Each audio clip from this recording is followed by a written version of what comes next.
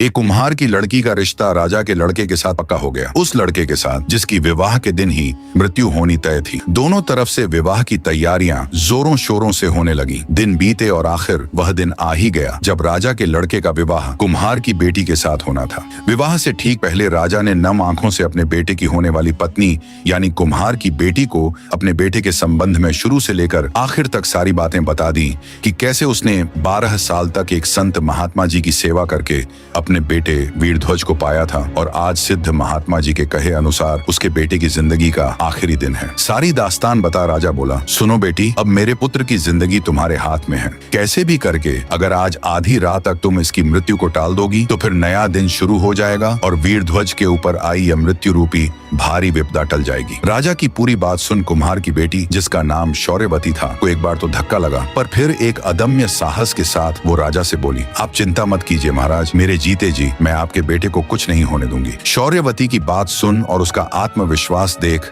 राजा को बहुत तसल्ली मिली। शाम का समय हो चला था। शुभ मुहूर्त के समय पंडित ने विवाह हेतु शौर्यवती और वीरध्वज को शादी के मंडप में बुला लिया और मंत्र पढ़ने लगा। तभी एक सांप फुफकारता हुआ राजकुमार वीरध्वज को डसने के लिए वहां आया। सांप जैसे ही उसके नजदीक आया तो चौकन्नी होकर बैठी शौर्यवती की नजर उस पर पड़ गई। उसे समझते देर न लगी कि यह सांप उसके पति को खाने के लिए ही यहाँ आया है। उसने अपना हाथ आगे बढ़ाया और सांप को पकड़कर उसके मुख को अपने एक पैर के नीचे दबाकर बैठ गई। ईश्वर की मर्जी कहो या उनका चमत्कार, वहाँ मौजूद किसी भी व्यक्ति की नजर उस सांप पर नहीं पड़ी। कुम्हार की बेटी सांप के मुख को अपने एक पैर के नीचे दबाकर बैठी रही। कुछ देर बाद उस सांप की पत्नी वहाँ आई और कुम्हार की लड़की से बोली, मेरे पति को तुम क्यों अपने पैर के नीचे दबाकर बैठी हो? कृपया उसे छोड़ दो, अन्यथा इस हालत में उसके प्राण निकल जाएंगे। नागिन की बात सुन शौर्यवती बोली, तुम्हारा पति यहाँ किसी की भलाई में थोड़े ही ना आया था। वह मेरे पति को डसकर उसके प्राण हरने के लिए यहाँ आया था। अगर मैंने उसे छोड़ा तो वह फिर से मेरे पति को डसने की कोशिश करेगा। तब नागिन बोली, नहीं, अब वह ऐसा नहीं करेगा। मैं वचन देती हूँ, तुम्हारे छोड़ते ही मैं अपने पति को यहाँ से लेकर चली जाऊंगी, पर तुम्हारे पति की मृत्यु तो आज निश्चित है, ऐसे नहीं तो किसी और रूप में सही। नागिन के वचन भरने पर शौर्यवती ने सांप के मुख के ऊपर से